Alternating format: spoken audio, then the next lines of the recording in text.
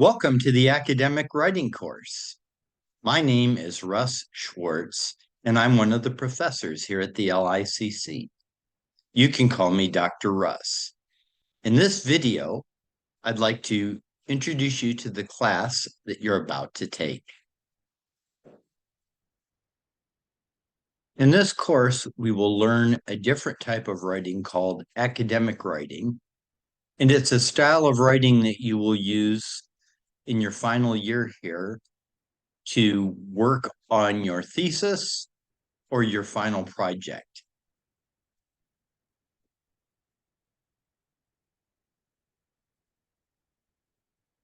So by the end of this course, here's the things you should be able to do.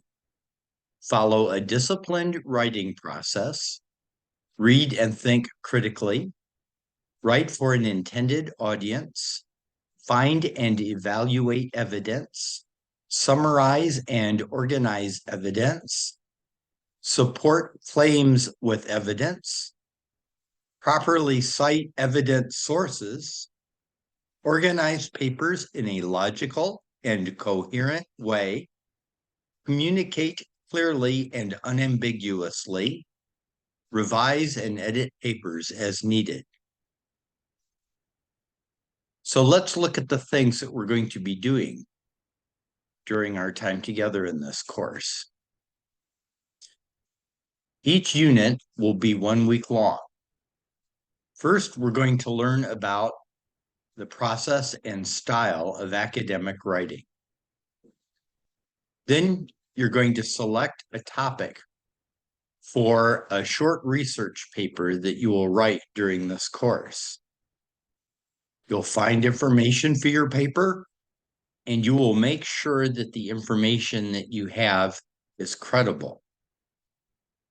You'll write an annotated bibliography. You'll write your thesis statement for the paper, and you'll organize the paper. That will get us up to midterms. After midterms, we'll have a quick review about writing a good paragraph. Then you'll draft the introduction to your paper, you'll draft the body to your paper, and then you will draft the conclusion to your paper. After that, you will do two kinds of reviews of your paper, a peer review and a self-review. Then you will add, delete, and rearrange content in your paper. And finally, you'll fix all the small problems like grammar, spelling, clarity, and format. That will get us up to final exams, which is when your paper will be due. So how will each week go? First, we'll learn about some part of academic writing in a video and some handouts you'll receive. You'll do some sort of learning activity that relates to academic writing and the paper you will produce. And then you will write some part of that paper. And yes, you heard right. We're going to take a whole semester to write one paper, but we're going to write the paper in little pieces, and we'll make the paper better and better as we go along. How long will the paper be? Depending upon your topic and what you want to do with it, about 8 to 12 pages. So here is the best way to take this class that I'd like to recommend. Each week, log into Moodle, go to the section that corresponds to that week, and read the study guide. That's very important because it gives you a good overview of what you need to know, what we're going to do, and how you will be evaluated. Then watch the video where we teach you some part of academic writing.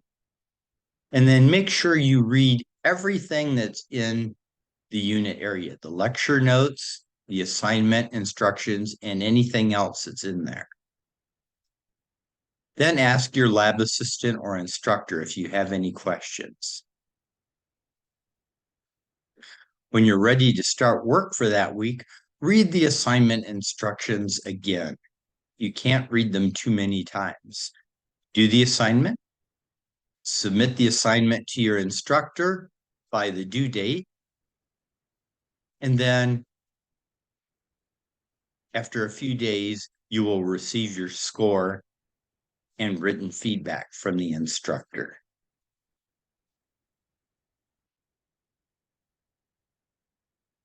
So in order to make this work, you need to work on the class a little bit every day.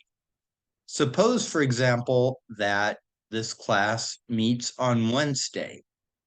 You will actually work from Wednesday through the following Tuesday on the class. On Wednesday, you will read the study guide, you'll watch the video, read everything in the unit area, ask your lab assistant or instructor if you have any questions. On Thursday, you'll start the activity part of the assignment. And on Friday, you'll continue working on the activity part of the assignment.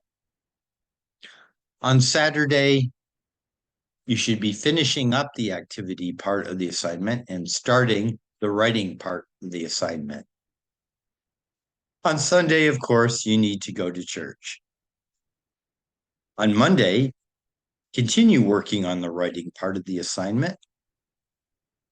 And then on Tuesday, finish the writing part of the assignment and submit your assignment to the instructor. And then several days afterwards, you'll get your score and feedback. Now, not every week will follow exactly like this. Some parts will have more activity and some parts will have more writing. But the thing to remember is you need to work all week long. Don't wait until 1 or 2 days before your assignment is due, or you will not do a good job on it and probably not get a good grade. In most assignments, you're going to do two things. First, you'll do some activity, such as thinking about something, looking for something on the internet, planning to do something, or making a decision. And then you'll write something.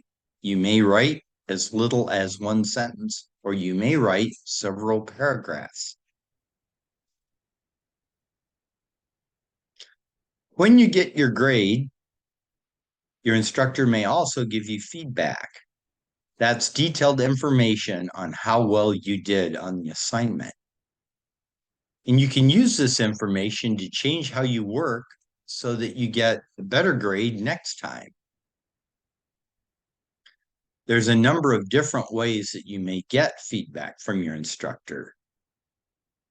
First, many of the assignments have a marking guide or rubric included in the assignment.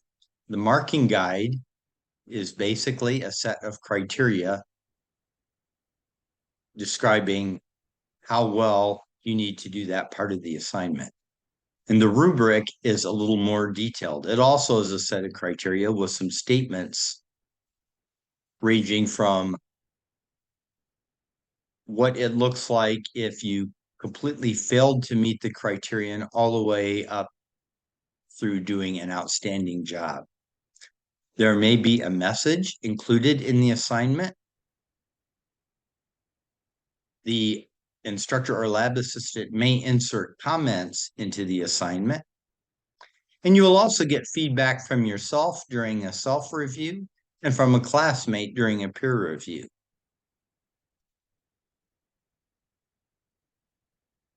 So we said we would take an entire semester to write a paper. Let's look at a timeline, how that will unfold. The scale in the middle going from 1 up through final exams shows a unit or week in the class.